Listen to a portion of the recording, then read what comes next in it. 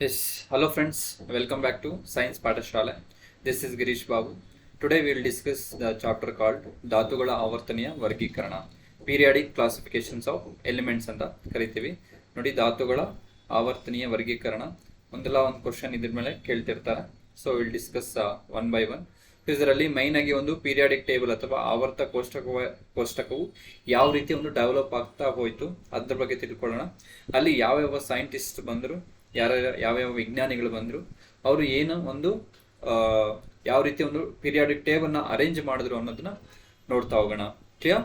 So ಇನ್ನು ನಮ್ಮ ಚಾನಲ್ಗೆ ಯಾರು ಸಬ್ಸ್ಕ್ರೈಬ್ ಮಾಡಿಲ್ಲ ಅಂದ್ರೆ please do subscribe, click on the like button. Let's get into the subject. ನೋಡಿ, ಇಲ್ಲಿ ಧಾತುಗಳ ಆವರ್ತನೀಯ ವರ್ಗೀಕರಣ ಅಂತ ಕರಿತೀವಿ. ಈ ಒಂದು ಪೀರಿಯಾಡಿಕ್ ಕ್ಲಾಸಿಫಿಕೇಶನ್ಸ್ ಆಫ್ ಎಲಿಮೆಂಟ್ ಒಂದು ಸಿಸ್ಟಮ್ಯಾಟಿಕ್ ಆಗಿ ಒಂದು ಎಲಿಮೆಂಟ್ಸ್ ನ ಒಂದು ಅರೇಂಜ್ ಮಾಡ್ತಾ ಹೋಗ್ತಾರೆ ಸೈಂಟಿಸ್ಟ್ಗಳು. ಅವರು ಯಾವ ಸೈಂಟಿಸ್ಟ್ಗಳು ಯಾವ ರೀತಿಯ ಒಂದು ಅರೇಂಜ್ ಮಾಡಿದ್ರು ಅಂತ ನೋಡ್ತಾ ಹೋಗೋಣ. ನೋಡಿ, ಫಸ್ಟ್ಗೆ ನಾವು ಒಂದು ಪೀರಿಯಾಡಿಕ್ ಕ್ಲಾಸಿಫಿಕೇಶನ್ಸ್ ಅಂದ್ರೆ ಏನು, ಆವರ್ತ ಕೋಷ್ಟಕ ಅಂದ್ರೆ ಏನು, ಪೀರಿಯಾಡಿಕ್ ಟೇಬಲ್ ಅಂದ್ರೆ ಏನು ಅಂತ ನೋಡ್ತಾ ಹೋಗೋಣ. ನೋಡಿ, ಇಲ್ಲಿ ಧಾತುಗಳ ಕ್ರಮಬದ್ಧ ಜೋಡಣೆಯ ಪಟ್ಟಿಗೆ ಆವರ್ತ ಕೋಷ್ಟಕ ಅಂತ ಕರಿತೀವಿ. Systematic arrangement of elements are called periodic table ಅಂತ ಕರಿತೀವಿ. ಸೊ ನೋಡಿ, ಪ್ರಾರಂಭದಲ್ಲಿ ಮಾನವನಿಗೆ ಕೆಲವೇ ಧಾತುಗಳ ಪರಿಚಯ ಮಾತ್ರ ಇತ್ತು. ಆದರೆ ಹೊಸ ಧಾತುಗಳ ಅನ್ವೇಷಣೆಯಿಂದ ಅಂದ್ರೆ ಸಂಶೋಧನೆಯಿಂದ ಏನ್ ಗೊತ್ತಾಯ್ತು, ಇದರ ಒಂದು ಸಂಖ್ಯೆ ಏನಾದ್ರು ಇನ್ಕ್ರೀಸ್ ಆಗ್ತಾ ಹೋಯ್ತು. ಯಾವ್ದ್ರದ್ದು ಈ ಒಂದು ಎಲಿಮೆಂಟ್ಸ್ ನ ಒಂದು ನಂಬರ್ ಅನ್ನೋದು ಜಾಸ್ತಿ ಆಗ್ತಾ ಹೋಯ್ತು. ಕ್ಲಿಯರ್? ಎಸ್. ನೋಡಿ, ಇಲ್ಲಿ ಧಾತುಗಳ ಕ್ರಮಬದ್ಧ ಅಧ್ಯಯನಕ್ಕೆ ಗುಂಪು ಮತ್ತು ಆವರ್ತ ಕೋಷ್ಟಕದ ಅವಶ್ಯಕವಾಯಿತು. ಸೊ ನಾವು ಒಂದು ಸಿಸ್ಟಮ್ಯಾಟಿಕ್ ಅರೇಂಜ್ ಮಾಡಬೇಕು ಅಂದ್ರೆ ವಿ ರಿಕ್ವೈರ್ಡ್ ಲೈಕ್ ಗ್ರೂಪ್ಸ್ ಮತ್ತೆ ಪೀರಿಯಡ್ಸ್ ಅಂತ ಕರಿತೀವಿ. ಅವುಗಳ ಒಂದು ಅವಶ್ಯಕತೆ ನಮಗೆ ಬೇಕಿತ್ತು. Clear? So periodic table contains groups and periods. ಎಷ್ಟು ಗ್ರೂಪ್ಸ್ ಇದೆ, ಎಷ್ಟು ಪೀರಿಯಡ್ಸ್ ಇದೆ ಅಂತ ಮುಂದೆ ನೋಡೋಣ. ಕ್ಲಿಯರ್? ಸೊ ಒಂದು ಪೀರಿಯಾಡಿಕ್ ಟೇಬಲ್ ನ ಅರೇಂಜ್ ಮಾಡ್ಬೇಕಾದ್ರೆ ಏನೇನ್ ಬೇಕು ನಮಗೆ? ಫಸ್ಟ್ ಎಲಿಮೆಂಟ್ಸ್ ಬೇಕು. ಎಲಿಮೆಂಟ್ ನ ಫಸ್ಟ್ ಇನ್ವೆಂಟ್ ಮಾಡಬೇಕು. ನೆಕ್ಸ್ಟ್ ಅವುಗಳನ್ನ ಯಾವ ರೀತಿ ಅರೇಂಜ್ ಮಾಡ್ಬೇಕಂದ್ರೆ ಗ್ರೂಪ್ಸ್ ಮತ್ತೆ ಪೀರಿಯಡ್ಸ್ ಅಂತ ಬರುತ್ತೆ. ಸೊ ಗುಂಪುಗಳು ಮತ್ತೆ ಆವರ್ತಗಳು ಅಂತ ಕರಿತೇವೆ. ಕ್ಲಿಯರ್? ಎಸ್. ನೋಡಿ, ಇಲ್ಲಿವರೆಗೆ ನಮಗೆ ತಿಳಿದಿರುವ ಒಂದು ಧಾತುಗಳ ಸಂಖ್ಯೆ ಎಷ್ಟು ಅಂದ್ರೆ, ತುಂಬಾ ಸರಿ ಕ್ವಶನ್ ಕೇಳಿದರೆ 118 ಧಾತುಗಳು. ಇದರಲ್ಲಿ 94 ನ್ಯಾಚುರಲಿ ಅಕರಿಂಗ್ ಎಲಿಮೆಂಟ್ಸ್, ನೈಸರ್ಗಿಕವಾಗಿ ಸಿಗುವ ಒಂದು ಧಾತುಗಳು ಎಷ್ಟು? 94 ನೈಸರ್ಗಿಕ ಧಾತುಗಳು. ನೆಕ್ಸ್ಟ್ 24 ಏನಿರುತ್ತೆ ಅದು ಮ್ಯಾನ್ ಮೇಡ್ ಎಲಿಮೆಂಟ್ ಅಂದ್ರೆ ಮಾನವ ನಿರ್ಮಿತ ಧಾತುಗಳು ಆಗಿರುತ್ತೆ. ಅರ್ಥ ಆಯ್ತಲ್ಲ? ಎಸ್. ನೋಡಿ, ಈ ಒಂದು ಪೀರಿಯಾಡಿಕ್ ಟೇಬಲ್ ಯಾವ ರೀತಿ ಒಂದು ಡೆವಲಪ್ ಆಯ್ತಾ ಹೋಯ್ತು ಅಂದ್ರೆ, ನೋಡಿ 1817 1817ರಲ್ಲಿ ಯಾರು ಬರ್ತಾನೆ? ಡೋಬರೈನರ್ ಅನ್ನ ಒಬ್ಬ ಸೈಂಟಿಸ್ಟ್ ಬರ್ತಾನೆ. ಯಾರು? ಡೋಬರೈನರ್. ಸೊ ಇವನು ಡೋಬರೈನರ್ ಯಾವ ಒಂದು ಲಾನ ಎಕ್ಸ್ಪ್ಲೈನ್ ಮಾಡ್ದ ಅಂದ್ರೆ ಲಾ ಆಫ್ ಟ್ರೈಡ್ಸ್ ಅಂತ ಕರಿತೀವಿ. ಏನು? ಲಾ ಆಫ್ ಟ್ರೈಡ್ಸ್. ಸೊ ತ್ರಿವಳಿಗಳ ನಿಯಮ ಅಂತ ಕರಿತೀವಿ. ತ್ರಿವಳಿಗಳ ನಿಯಮ ತುಂಬಾ ಸರಿ ಕ್ವಶನ್ ಕೇಳಿದರೆ, ಈ ಒಂದು ತ್ರಿವಳಿಗಳ ನಿಯಮವನ್ನು ಎಕ್ಸ್ಪ್ಲೈನ್ ಮಾಡಿದ್ದು ಯಾರಪ್ಪ ಅಂದ್ರೆ ದಟ್ ಈಸ್ ಡೋಬರೈನರ್. ನಮ್ಗೆ ತಿಳಿದಿರ್ಬೇಕು. ಅರ್ಥ ಆಯ್ತಲ್ಲ? ಎಸ್. ನೆಕ್ಸ್ಟ್ ನೋಡಿ, ಇದು ಮುಂದೆ ಡಿಸ್ಕಸ್ ಮಾಡ್ತಾ ಹೋಗೋಣ ಇವನು ಏನೇನೆಲ್ಲ ಒಂದು ಎಕ್ಸ್ಪ್ಲೈನ್ ಮಾಡ್ದ ಅಂತ ಹೇಳ್ಬಿಟ್ಟು. ಸೊ ನೆಕ್ಸ್ಟ್ 1866 ಯಾರು ಬರ್ತಾರೆ? ನ್ಯೂಲ್ಯಾಂಡ್ ಅನ್ನೋ ಒಬ್ಬ ಸೈಂಟಿಸ್ಟ್ ಬರ್ತಾರೆ. ಸೊ ಈ ಒಂದು ಲಾ ಆಫ್ ಆಕ್ಟೇವ್ಸ್ ಅಂತ ಕರಿತೀವಿ, ಆಕ್ಟೇವ್ಗಳ ನಿಯಮ ಅಂತ ಕರಿತೀವಿ. ಆಕ್ಟೇವ್ಗಳ ನಿಯಮವನ್ನು ಪ್ರತಿಪಾದಿಸಿದ್ದು ಯಾರು ಅಂತ ಕ್ವಶನ್ ಕೇಳ್ತಾರೆ. ದಟ್ ಈಸ್ ನ್ಯೂಲ್ಯಾಂಡ್ಸ್ ಆಗಿರುತ್ತಾನೆ. Understood? Yes. Next coming to the 1869 ಯಾರು ಬರ್ತಾರೆ ಅಂದ್ರೆ ಮೆಂಡಲೀವ್ ಬರ್ತಾನೆ. ಸೊ ಮೆಂಡಲೀವ್ ಏನ್ ಎಕ್ಸ್ಪ್ಲೇನ್ ಮಾಡ್ತಾನೆ? ಮೆಂಡಲೀವ್ ಪೀರಿಯಾಡಿಕ್ ಟೇಬಲ್ ಎಕ್ಸ್ಪ್ಲೇನ್ ಮಾಡ್ತಾನೆ ಅಕಾರ್ಡಿಂಗ್ ಟು ಮಾಸ್ ನಂಬರ್. ಅದು ಮುಂದೆ ನೋಡೋಣ ಯಾವ ರೀತಿ ಎಕ್ಸ್ಪ್ಲೇನ್ ಮಾಡ್ದ, ಅದು ಡಿಮೆರಿಟ್ಸ್ ಏನು ಮೆರಿಟ್ಸ್ ಏನು ಅಂತ ನೋಡ್ತಾ ಹೋಗುವ. ಕ್ಲಿಯರ್? ಆಫ್ಟರ್ ದಿಸ್ ಯಾವ್ದು ಬರುತ್ತೆ? 1923 ಏನ್ ಬರುತ್ತೆ ಅಂದ್ರೆ ಮಾಡರ್ನ್ ಪೀರಿಯಾಡಿಕ್ ಟೇಬಲ್ ಬರುತ್ತೆ. ಆಧುನಿಕ ಆವರ್ತ ಕೋಷ್ಟಕ ಅಂತ ಕರಿತೀವಿ. ಏನು? ಆಧುನಿಕ ಆವರ್ತ ಕೋಷ್ಟಕ. ಆಧುನಿಕ ಆವರ್ತ ಕೋಷ್ಟಕ ಎಷ್ಟರಲ್ಲಿ ಬರುತ್ತೆ? 1923 ಬರುತ್ತೆ. 1923. ನೋಡಿ, ಇಲ್ಲಿ ಫಸ್ಟ್ಗೆ Dobereiner law of triads After that, law of octaves, Newlands. Next to Mendeleev's periodic table, then modern periodic table. ಅರ್ಥ ಆಯ್ತಲ್ಲ? ಎಸ್. ಈಗ ಒಂದೊಂದೇ ಡಿಸ್ಕಸ್ ಮಾಡ್ತಾ ಹೋಗೋಣ. ಫಸ್ಟ್ ಡೋಬರೈನರ್ ಬಗ್ಗೆ ತಿಳ್ಕೊಳ್ಳೋಣ. ಸೊ ನೋಡಿ, ಇಲ್ಲಿ ಡೋಬರೈನರ್ ಲಾ ಆಫ್ ಟ್ರೈಡ್ಸ್ ಅಂತ ಕರಿತೀವಿ. ಏನು? ಲಾ ಆಫ್ ಟ್ರೈಡ್ಸ್. ಲಾ ಆಫ್ ಟ್ರೈಡ್ಸ್, ತ್ರಿವಳಿಗಳ ನಿಯಮ ಅಂತ ಕರಿತೀವಿ. ಸೊ ಡೋಬರೈನರ್ ಇದನ್ನ ಎಕ್ಸ್ಪ್ಲೈನ್ ಮಾಡಿದ್ ಯಾರಪ್ಪ ಅಂದ್ರೆ ದಟ್ ಈಸ್ ಡೋಬರೈನರ್ ಎಕ್ಸ್ಪ್ಲೈನ್ ಮಾಡ್ತಾನೆ. ಡೋಬರೈನರ್ನ ಎಕ್ಸ್ಪ್ಲೈನ್ ಮಾಡೋದು ಯಾವ ನಿಯಮ ಅಂತ ಕ್ವಶನ್ ಕೇಳ್ತಾರೆ, ದಟ್ ಈಸ್ ಲಾ ಆಫ್ ಟ್ರೈಡ್ಸ್ ಅಂತ ಕರಿತೀವಿ. ಕ್ಲಿಯರ್? ಸೊ ಹಾಗಾದ್ರೆ ಒಂದು ಲಾ ಆಫ್ ಟ್ರೈಡ್ಸ್ ಏನನ್ನ ಹೇಳುತ್ತೆ ನೋಡಿ, ಇಲ್ಲಿ ತ್ರಿವಳಿಗಳಲ್ಲಿ ಮಧ್ಯಮ ಧಾತುವಿನ ಪರಮಾಣು ರಾಶಿಯು ಉಳಿದೆರಡು ಧಾತುಗಳ ಪರಮಾಣು ರಾಶಿಯ ಸರಾಸರಿಗೆ ಸರಿಸುಮಾರು ಸಮವಾಗಿರುತ್ತೆ. ಅಂದ್ರೆ Dobereiner stated that in his law, triads that arithmetic mean of atomic masses of first and third element, this is see here, this is first element and third element in a triad ತ್ರಿವಳಿಗಳಲ್ಲಿ would be approximately equal to atomic masses of second element in the triad. Clear? So ನೋಡಿ ಇಲ್ಲಿ 35.4 plus 126.9 by 2 ಮಾಡಿದಾಗ ನಮ್ಗೆ ಏನು ಸಿಗುತ್ತೆ? Approximately 81.1 ಸಿಗುತ್ತೆ. Clear? So 81 ಅನ್ನೋದು ಯಾವುದಕ್ಕೆ nearest ಆಗಿದೆ? ಇದಕ್ಕೆ ನಿಯರೆಸ್ಟ್ ಆಗಿದೆ. ಇಲ್ಲಿ ನೋಡಿ, ಲಾ ಆಫ್ ಟ್ರೈಡ್ಗೆ ಎಕ್ಸಾಂಪಲ್ ಇದು ತಗೊಂಡಿದ್ದಾರೆ. Chlorine, bromine, iodine. ಸೊ ಇದನ್ನ ಒಂದು ಹ್ಯಾಲೋಜನ್ಸ್ ಅಂತ ಕರಿತೀವಿ. Chlorine atomic number 35.45, atomic mass number, not atomic number, it is mass number, ರಾಶಿ ಸಂಖ್ಯೆ. ಕ್ಲೋರಿಂದು 35.4, ಬ್ರೋಮಿನ್ 79.9, ಅಯೋಡಿನ್ 126.9 ಆಗಿರುತ್ತೆ. ಕ್ಲಿಯರ್? ಇದ್ರ ಒಂದು ಕ್ಲೋರಿಂದು ಮತ್ತೆ ಅಯೋಡಿನ್ದು ಎರಡು ಆಡ್ ಮಾಡಿ ಡಿವೈಡೆಡ್ ಬೈ 2 ಮಾಡಿದ್ರೆ ನಮ್ಗೆ ಏನ್ ಬರುತ್ತೆ? ಅಪ್ರಾಕ್ಸಿಮೇಟ್ಲಿ ಸೆಕೆಂಡ್ ಎಲಿಮೆಂಟ್ ನ ಒಂದು ರಾಶಿ ಬರುತ್ತೆ. ಅದನ್ನೇ ಇಲ್ಲಿ ಹೇಳ್ತಿರೋದು. That's why this law we are called as a law of triads, ತ್ರಿವಳಿಗಳ ನಿಯಮ ಅಂತ ಕರಿತೀವಿ. ಕ್ಲಿಯರ್? ಎಸ್ ನೋಡಿ, ತ್ರಿವಳಿಗಳ ನಿಯಮಗೆ ಮತ್ತೆ ಎಕ್ಸಾಂಪಲ್ಸ್ ಇಲ್ಲಿದೆ ನೋಡಿ. ಲಿಥಿಯಂ ಇದೆ, ಸೋಡಿಯಂ ಇದೆ. ಸೋಡಿಯಂಗೆ ಎಷ್ಟು, ಲಿಥಿಯಂಗೆ ಎಷ್ಟು 7 ಆಗಿರುತ್ತೆ ಅಟಾಮಿಕ್ ಮಾಸ್ ನಂಬರ್. ಪೊಟ್ಯಾಷಿಯಂಗೆ 39 ಆಗಿರುತ್ತೆ. ಸೊ ಇವೆರಡನ್ನು ಎರಡನ್ನು ಆಡ್ ಮಾಡಿಬಿಟ್ಟು ಡಿವೈಡೆಡ್ ಬೈ 2 ಮಾಡಿದ್ರೆ we are getting 23. It is equal to the second element, that is sodium. Clear?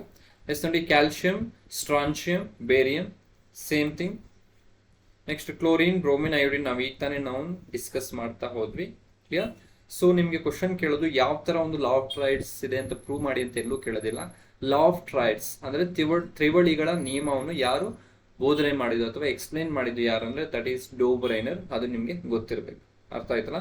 Yes ನೋಡಿ, ಈ ಒಂದು ಡೋಬರೈನರ್ನ ಒಂದು ಅನುಕೂಲಗಳೇನು, ಮೆರಿಟ್ಸ್ ಏನು ಮತ್ತೆ ಡಿಮೆರಿಟ್ಸ್ ಏನು, ಅನುಕೂಲಗಳು ಮತ್ತೆ ಅನಾನುಕೂಲಗಳೇನು ಅಂತ ನೋಡ್ತಾ ಹೋಗೋಣ. ನೋಡಿ, ಧಾತುಗಳಿಗೂ ಮತ್ತು ಪರಮಾಣು ರಾಶಿಗೂ ಇರುವ ಸಂಬಂಧವನ್ನು ಹೇಳ್ತಾನೆ ಇವನು. ಇದೊಂದು ಅನುಕೂಲ. ಈ gives the relation between elements and mass number. Elements and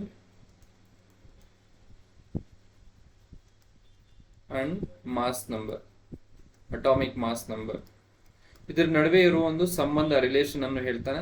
ಮತ್ತು ಪರಮಾಣು ರಾಶಿ ಆಧಾರದ ಮೇಲೆ ಧಾತುಗಳನ್ನು ವರ್ಗೀಕರಿಸಬಹುದು ಅಂತ ಹೇಳ್ತಾನೆ. ಪರಮಾಣು ರಾಶಿ according to atomic mass number ಮೇಲೆ ವರ್ಗೀಕರಣ ಮಾಡ್ತಾನೆ. ಕ್ಲಿಯರ್? ಈ ಒಂದು ಮೆರಿಟ್ಸ್, ಅನುಕೂಲಗಳಾಗಿರುತ್ತೆ. ಹಾಗಾದ್ರೆ ಅನಾನುಕೂಲಗಳೇನು? ಈ ನಿಯಮವು ಎಲ್ಲಾ ಧಾತುಗಳಿಗೂ ಅನ್ವಯಿಸಲಿಲ್ಲ. Newly discovered elements did not fit into the triads. Newly ಏನು ಡಿಸ್ಕವರ್ ಮಾಡ್ತಿದ್ದಾರೆ ಅಥವಾ ಪತ್ತೆ ಆಗ್ತಿದ್ದಾವೆ ಆ ಒಂದು ಧಾತುಗಳು, ಆ ಒಂದು ಎಲಿಮೆಂಟ್ಸ್ಗೆ ಈ ಒಂದು ಲಾ ಆಫ್ ಟ್ರೈಡ್ಸ್ ಅಥವಾ ತ್ರಿವಳಿಗಳ ನಿಯಮ ಅನ್ನೋದು ಸೂಟ್ ಆಗಿಲ್ಲ ಅಂತ ಹೇಳ್ಬಿಟ್ಟು ಇಲ್ಲಿ ಹೇಳ್ತಿದ್ದಾರೆ. ಅರ್ಥ ಆಯ್ತಲ್ಲ? ಎಸ್ ನೋಡಿ, only a total of 5 Dobereiner triads were identified. So ಇಲ್ಲಿವರೆಗೆ ಏನಾಗಿತ್ತು ಅಂದ್ರೆ ಕೆಲವೇ 5 ಮಾತ್ರ ಒಂದು ಲಾ ಆಫ್ ಟ್ರೈಡ್ಸ್ ನ ಇದ್ ಮಾಡಿದ್ರು. ಇದಕ್ ಮುಂಚೆ ಅದಕ್ ಮೇಲೆ ಲಾ ಆಫ್ ಟ್ರೈಡ್ಸ್ ಅಥವಾ ಟ್ರೈಡ್, ಫ್ಲೋರಿನ್, ಕ್ಲೋರಿನ್, ಅಯೋಡಿನ್ ಯಾವ ತರ ಹೇಳಿದ್ವಿ ಆ ತರ ಒಂದು 5 ಪೇರ್ಸ್ ಅಷ್ಟೇ ಇತ್ತು. ಅದಕ್ಕೆ ಬಿಟ್ಟು ಬೇರೆ ಒಂದು ಎಲಿಮೆಂಟ್ಸ್ಗೆ ಈ ಒಂದು ಲಾ ಅನ್ನೋದು ಅಪ್ಲಿಕೇಬಲ್ ಆಗ್ತಿರ್ಲಿಲ್ಲ. Clear? That is the one demerit of Dobereiner ನಿಯಮ. ಕ್ಲಿಯರ್? ಲಾ ಆಫ್ ಟ್ರೈಡ್ಸ್, ತ್ರಿವಳಿಗಳ ನಿಯಮ ಆಗಿರುತ್ತೆ. ನೆಕ್ಸ್ಟ್ ನೋಡಿ, even several known elements did not fit into any of these triads. ಗೊತ್ತಿಲ್ದಿರೋರು ಒಂದು ಹೊಸದಾಗಿ ಅನ್ವೇಷಣೆ ಆಗುವ ಒಂದು ವಸ್ತುಗಳೇ, ಎಲಿಮೆಂಟ್ಗಳೇ ಅಲ್ಲ ಅಥವಾ ಧಾತುಗಳೇ ಅಲ್ಲ, ಆಲ್ರೆಡಿ ನೋನ್ ಎಲಿಮೆಂಟ್ಸ್ ಅಂದ್ರೆ ಗೊತ್ತಿರುವ ಧಾತುಗಳಿಗೂ ಕೆಲವು ಧಾತುಗಳಿಗೂ ಈ ಒಂದು ಲಾ ಆಫ್ ಟ್ರೈಡ್ಸ್ ಅಥವಾ ಡೋಬರೈನರ್ನ ತ್ರಿವಳಿಗಳ ನಿಯಮ ಸೂಟ್ ಆಗಿರ್ಲಿಲ್ಲ. ಕ್ಲಿಯರ್? ಅದಕ್ಕೆ ಈ ಒಂದು ನಿಯಮವನ್ನ ಕೈ ಬಿಡಲಾಯಿತು. ಅರ್ಥ ಆಯ್ತಲ್ಲ? ಎಸ್ ನೋಡಿ, ಕಮಿಂಗ್ ಟು ದ ನೆಕ್ಸ್ಟ್ ಯಾರು ಬಂದ್ರು, ನ್ಯೂಲ್ಯಾಂಡ್ಸ್ ಬರ್ತಾನೆ. ನ್ಯೂಲ್ಯಾಂಡ್ಸ್ ಲಾ ಆಫ್ ಆಕ್ಟೇವ್ಸ್ ಅಂತ ಕರಿತೀವಿ, ಆಕ್ಟೇವ್ ನ ನಿಯಮ ಅಂತ ಕರಿತೀವಿ.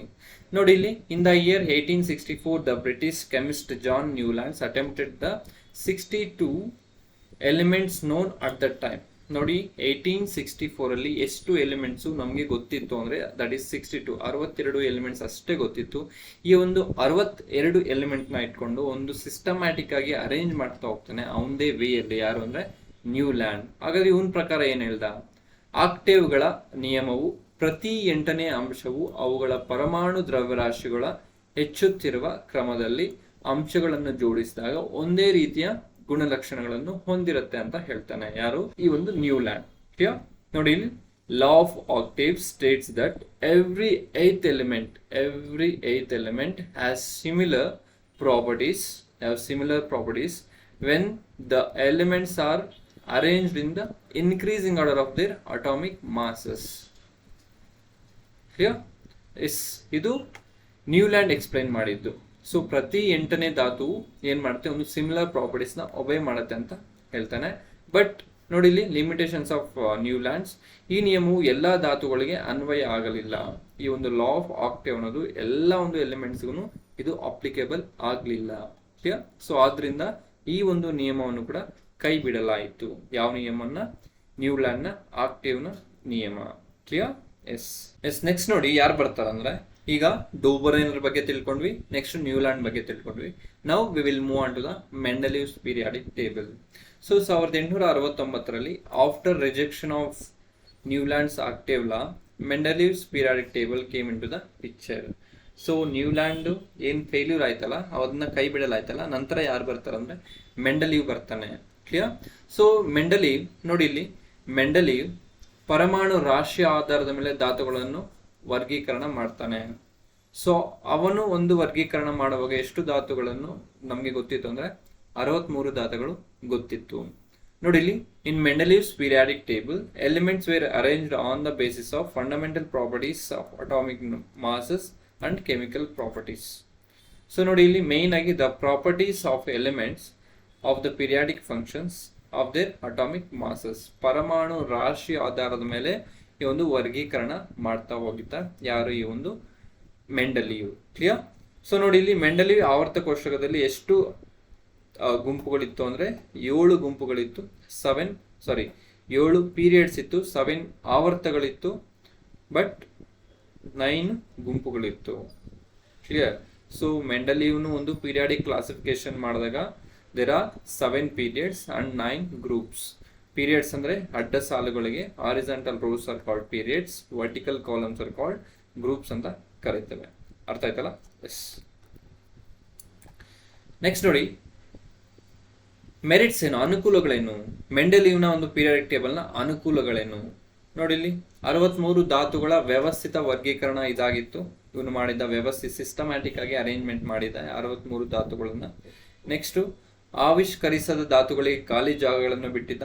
ಇನ್ನು ಅನ್ನೋನ್ ಎಲಿಮೆಂಟ್ಸ್ ಯಾವ್ದಾದ್ರು ಇದ್ರೆ ಅದಕ್ಕೆ ಒಂದು ಖಾಲಿ ಜಾಗ ಅಥವಾ ಸ್ಪೇಸ್ ಅನ್ನು ಇವನು ಬಿಟ್ಟಿದೆ. ಯಾರು? ಈ ಒಂದು ಮೆಂಡೆಲಿವ್. ಸೊ ಒಂದೇ ಗುಣವಿಲ್ಲ ಧಾತುವನ್ನು ಒಂದೇ ಕಂಬ ಸಾಲಿನಲ್ಲಿ ಜೋಡಿಸಿದ, ಅಂದ್ರೆ ಒಂದೇ ಪ್ರಾಪರ್ಟೀಸ್ ಹೋಲೋ ಒಂದು ಧಾತುಗಳಿಗೆ ಒಂದೇ ಗ್ರೂಪ್ ಅಲ್ಲಿ ಸೇರಿಸಿದಾನ ಅಂತ ಹೇಳಿದ್ದ. ಇವೆಲ್ಲ ಏನಾಗಿರುತ್ತೆ? ಮೆರಿಟ್ಸ್ ಆಗಿರುತ್ತೆ, ಅನುಕೂಲಗಳಾಗಿರುತ್ತೆ. ಅರ್ಥ ಆಯ್ತಲ್ಲ? ನೋಡಿ, some gaps were left for elements yet to be discovered. So ಇನ್ನೂ ಕಂಡುಹಿಡಬಹುದಾದ ಒಂದು ಎಲಿಮೆಂಟ್ಸ್ಗೆ ಜಾಗವನ್ನು ಬಿಟ್ಟಿದ್ದ ಇವನು. ಯಾರು? ಈ ಒಂದು ಮೆಂಡೆಲಿವ್. ಇವೆಲ್ಲ ಒಂದು ಮೆರಿಟ್ಸ್ ಆಗಿರುತ್ತೆ, ಅನುಕೂಲಗಳಾಗಿರುತ್ತೆ. ಅರ್ಥ ಆಯ್ತಲ್ಲ? ಎಸ್. ನೆಕ್ಸ್ಟ್ ನೋಡಿ, ಡಿಮೆರಿಟ್ಸ್, ಅನಾನುಕೂಲಗಳೇನು? ನೋಡಿ ಇಲ್ಲಿ ಹೈಡ್ರೋಜನ್ಗೆ ಸ್ಥಿರ ಸ್ಥಾನವನ್ನು ಕೊಟ್ಟಿರಲಿಲ್ಲ. He was unable to locate hydrogen in the periodic table. Cobalt ನ ರಾಶಿ ನಿಕ್ಕಲ್ ನ ರಾಶಿಗಿಂತ ಹೆಚ್ಚಾಗಿದ್ದರೂ ಮೊದಲೇ ಇರಿಸಲಾಗಿತ್ತು. ಕ್ಲಿಯರ್? ಪರಮಾಣು ರಾಶಿ ಏರಿಕೆ ಕ್ರಮವು ಕ್ರಮಬದ್ಧವಾಗಿರಲಿಲ್ಲ. ಸಮಸ್ಥಾನಿಗಳಿಗೆ ಈ ಕೋಷ್ಟಕವು ಅನ್ವಯಿಸ್ತಾ ಇರಲಿಲ್ಲ. ಐಸೋಟೋಪ್ಸ್ಗೆ ಈ ಒಂದು ನಿಯಮ ಅಥವಾ ಒಂದು ಮೆಂಡಲೀವ್ನ ಒಂದು ನಿಯಮ ಏನಿದೆ ಅದು ಅನ್ವಯಿಸ್ತಾ ಇರಲಿಲ್ಲ ಅಂತೆ. ಕ್ಲಿಯರ್? ನೋಡಿ, increasing atomic mass was not regular while moving from one element to another element, hence the number of elements yet to be discovered was not predictable. So later isotopes of elements were found which violated Mendeleev's periodic law. ಅಂದ್ರೆ ದಿನ ಕಳೆದಂಗೆಲ್ಲ ಒಂದು isotopes ಒಂದು ಬೆಳಕಿಗೆ ಬಂತು. ಆ ಒಂದು ಐಸೋಟೋಪ್ಸ್ಗೂ ಈ ಒಂದು ಮೆಂಡಲೀವ್ ಪೀರಿಯಾಡಿಕ್ ಲಾ ಏನಿದೆ ಅದು ಅಪ್ಲಿಕೇಬಲ್ ಆಗ್ತಿರ್ಲಿಲ್ಲ. ಅರ್ಥ ಆಯ್ತಲ್ಲ? ಎಸ್, ಇವೆಲ್ಲ ಒಂದು ಡಿಮೆರಿಟ್ಸ್ ಆಗಿರುತ್ತೆ, ಅನಾನುಕೂಲಗಳಾಗಿರುತ್ತೆ ಯಾವುದು ಮೆಂಡಲೀವ್ಸ್. ನೆಕ್ಸ್ಟ್ ನೋಡಿ, ಮಾಡರ್ನ್ ಪೀರಿಯಾಡಿಕ್ ಟೇಬಲ್ ಅಂತ ಬರುತ್ತೆ. ಆಧುನಿಕ ಆವರ್ತ ಕೋಷ್ಟಕ ಅಂತ ಕರಿತೀವಿ. ಸೊ ಮೆಂಡಲೀವ್ನ ಆವರ್ತ ಕೋಷ್ಟಕವನ್ನು ಆಧಾರವಾಗಿಟ್ಟುಕೊಂಡು ಅದರಲ್ಲಿ ಇದ್ದಂತಹ ಲೋಪದೋಷಗಳನ್ನು ಸರಿಪಡಿಸಿ ಪರಮಾಣು ಸಂಖ್ಯೆ ಏರಿಕೆ ಕ್ರಮದಲ್ಲಿ ಇದು ರೂಪುಗೊಳ್ತದೆ. ಯಾವುದು ಒಂದು ಆಧುನಿಕ ಆವರ್ತ ಕೋಷ್ಟಕ. ನೋಡಿ, ಮೆಂಡಲೀವ್ ಅಲ್ಲಿ according to atomic mass number, but ಇಲ್ಲಿ ಮಾಡರ್ನ್ ಅಲ್ಲಿ according to atomic number. Clear? Yes. ಧಾತುಗಳ ಗುಣಲಕ್ಷಣಗಳು ಅವುಗಳ ಪರಮಾಣುಗಳ ಸಂಖ್ಯೆಗೆ ಅನುಗುಣವಾಗಿ ಆವರ್ತವಾಗಿರುತ್ತೆ. ಅಂದ್ರೆ physical and chemical properties of elements of periodic functions of their atomic number. Atomic number ಮೇಲೆ ಒಂದು ಮಾಡರ್ನ್ ಪೀರಿಯಾಡಿಕ್ ಟೇಬಲ್ ಅನ್ನೋದು ರಚನೆ ಆಗುತ್ತೆ. But most of the properties ಏನಾಗಿರುತ್ತೆ, ಒಂದು ಮೆಂಡಲೀವ್ನ ಪೀರಿಯಾಡಿಕ್ ಟೇಬಲ್ ಅನ್ನು ಹೊಂದಿರುತ್ತೆ, ಗುಣಲಕ್ಷಣಗಳನ್ನು ಹೊಂದಿರುತ್ತೆ. ಅದಕ್ಕೆ ಮೆಂಡಲೀವ್ನ ಏನಂತ ಕರಿತೀವಿ, ಫಾದರ್ ಆಫ್ ಪೀರಿಯಾಡಿಕ್ ಟೇಬಲ್ ಅಂತ ಕರೀತಾರೆ. ಆವರ್ತ ಕೋಷ್ಟಕದ ಪಿತಾಮಹ ಅಂತ ಯಾರನ್ನ ಕರೀತಾರೆ ಅಂದ್ರೆ ದಟ್ ಈಸ್ ಮೆಂಡಲೀವ್ ಆಗಿರ್ತಾನೆ. ಅರ್ಥ ಆಯ್ತಲ್ಲ? ಎಸ್ ನೋಡಿ, ಈಗ ತಾನ ಏನ್ ನೋಡಿದ್ವಿ, ಒಂದು it has been designed on the basis of modern periodic law which States that the properties of the elements of periodic functions of their atomic number. ಇದನ್ನ ಹೇಳಿದ್, ಈ ಒಂದು ಸ್ಟೇಟ್ಮೆಂಟ್ ಹೇಳಿದ್ ಯಾರಪ್ಪ ಅಂದ್ರೆ ದಟ್ ಈಸ್ ಮೋಸ್ಲೆ. ಹೆನ್ರಿ ಮೋಸ್ಲೆ ಅನ್ನೋ ಒಬ್ಬ ಸೈಂಟಿಸ್ಟ್ ಇರ್ತಾನೆ. ಈ ಒಂದು ನಿಯಮವನ್ನು ಮಾತ್ರ ಪ್ರತಿಪಾದಿಸಿದ್ದು ಯಾರು ಅಂದ್ರೆ, ಪ್ರಪೋಸ್ ಮಾಡಿದ್ದು ಯಾರು ಅಂದ್ರೆ ಹೆನ್ರಿ ಮೋಸ್ಲೆ ಅನ್ನೊಬ್ಬ ಸೈಂಟಿಸ್ಟ್. Henry Moseley. ಅರ್ಥ ಆಯ್ತಲ್ಲ? ಎಸ್. ನೆಕ್ಸ್ಟ್ ನೋಡಿ, ಆವರ್ತ ಪೀರಿಯಡ್ಸ್ ಅಂದ್ರೆ horizontal rows are called periods.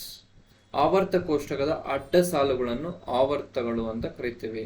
ಅರ್ಥ ಆಯ್ತಲ್ಲ? ಸೊ ಆಧುನಿಕ ಆವರ್ತ ಕೋಷ್ಟಕವು ಎಷ್ಟು ಪೀರಿಯಡ್ಸ್ ಅನ್ನು ಹೊಂದಿದೆ ಅಂದ್ರೆ there are 7 periods. There are 1, 2, 3, 4, 5, 6, 7. 7 ಒಂದು ಪೀರಿಯಡ್ಸ್ ಅನ್ನು ಹೊಂದಿರುತ್ತೆ. There are 7 periods in modern periodic table. Clear? Horizontal rows ಅಥವಾ ಆವರ್ತ ಕೋಷ್ಟಕದ ಅಡ್ಡ ಸಾಲುಗಳಿಗೆ ಪೀರಿಯಡ್ಸ್ ಅಂತ ಕರಿತೀವಿ. ಅರ್ಥ ಆಯ್ತಲ್ಲ?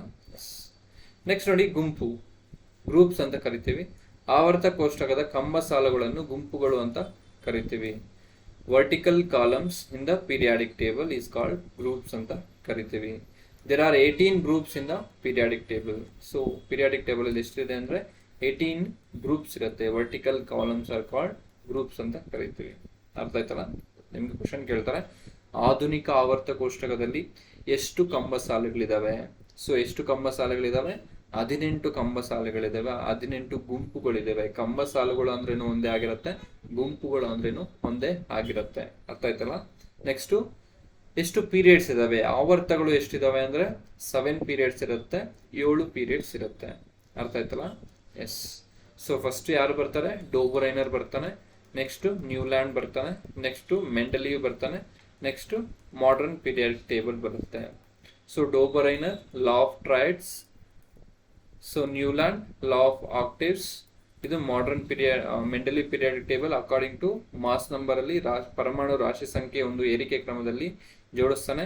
ಸೊ ಅದಕ್ಕೆ ನಾವು ಮ್ಯಾಕ್ಸಿಮಮ್ ಒಂದು ಗುಣಲಕ್ಷಣಗಳು ಪೀರಿಯಾಡಿಕ್ ಟೇಬಲ್ ಯಾವುದನ್ನ ಹೋಲುತ್ತೆ ಅಂದ್ರೆ ಮೆಂಡಲೀವ್ನ ಪೀರಿಯಾಡಿಕ್ ಟೇಬಲ್ ಹೋಲುತ್ತೆ, ಒಂದು ಸ್ಟೇಟ್ಮೆಂಟ್ ಬಿಟ್ಟು. ಆದ್ರಿಂದ ಮೆಂಡಲೀವ್ನ ಏನಂತ ಕರಿತೀವಿ?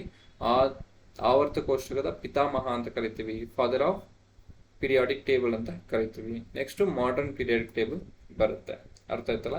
ಎಸ್. ನೆಕ್ಸ್ಟ್ ನೋಡಿ, ಈ ಒಂದು ಗುಂಪಿನಲ್ಲಿ ಒಂದು ಅಥವಾ ಒಂದು ಪೀರಿಯಾಡಿಕ್ ಟೇಬಲ್ ಅಲ್ಲಿ ಒಂದು ಪರಮಾಣು ತ್ರಿಜ್ಯ, ಅಟಾಮಿಕ್ ರೇಡಿಯೈ ಅಂತ ಕರಿತೀವಿ, ಅಥವಾ ಎಲೆಕ್ಟ್ರೋ ನೆಗೆಟಿವಿಟಿ ಅಂತ ಕರಿತೀವಿ, ಅದು ಯಾವ ರೀತಿ ವೇರಿ ಆಗ್ತಾ ಹೋಗುತ್ತೆ ಅಂತ ನೋಡ್ತಾ ಹೋಗೋಣ. ನೋಡಿ, ಇಲ್ಲಿ ಫಸ್ಟ್ ಒನ್ ಏನಿದೆ, ನಾವು ಗುಂಪಿನಲ್ಲಿ ಕೆಳಗೆ ಹೋಗುವಾಗ, ಇದು ಗುಂಪಿದೆ, ನಾವು ಕೆಳಗೆ ಹೋಗುವಾಗ ಹಿಂಗೆ ಹೋಗ್ತಾ ಇದ್ದೀವಿ ಕೆಳಗೆ, ಅವಾಗ ಏನಾಗುತ್ತೆ? ಪರಮಾಣು ತ್ರಿಜ್ಯ ಹೆಚ್ಚಾಗುತ್ತದೆ.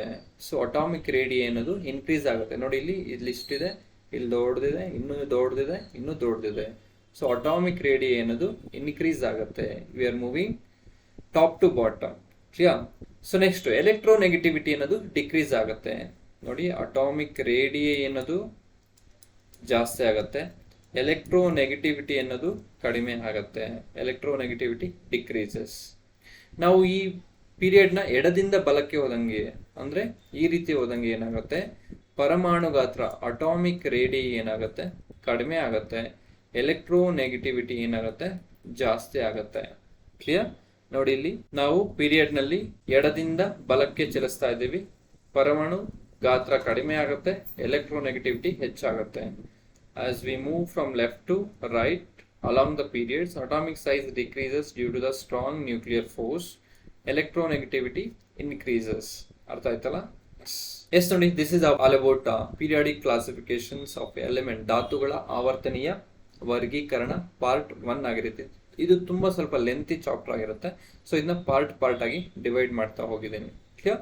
So this is all about today's class friends. So ಇನ್ನು ನೀವು ನಮ್ಮ ಚಾನಲ್ಗೆ ಸಬ್ಸ್ಕ್ರೈಬ್ ಮಾಡಿಲ್ಲ ಅಂದರೆ please do subscribe, click on the like button. So ಈ ಒಂದು ಇನ್ಫಾರ್ಮೇಶನ್ ಬೇರೆಯವ್ರಿಗೆ ಬೇಕು ಅಂದರೆ ಶೇರ್ ಮಾಡಿ. ಒಂದು KS ಪ್ರಿಲಿಮ್ಸ್ ಬರ್ತಿದೆ, PDO ಎಕ್ಸಾಮ್ಸ್ ಬರ್ತಿದೆ, ಅದಕ್ಕೆಲ್ಲ ಈ ಒಂದು ಟಾಪಿಕ್ಸ್ ತುಂಬ ಹೆಲ್ಪ್ಫುಲ್ ಆಗಿರುತ್ತೆ. ಕ್ಲಿಯರ್? Yes, thank you.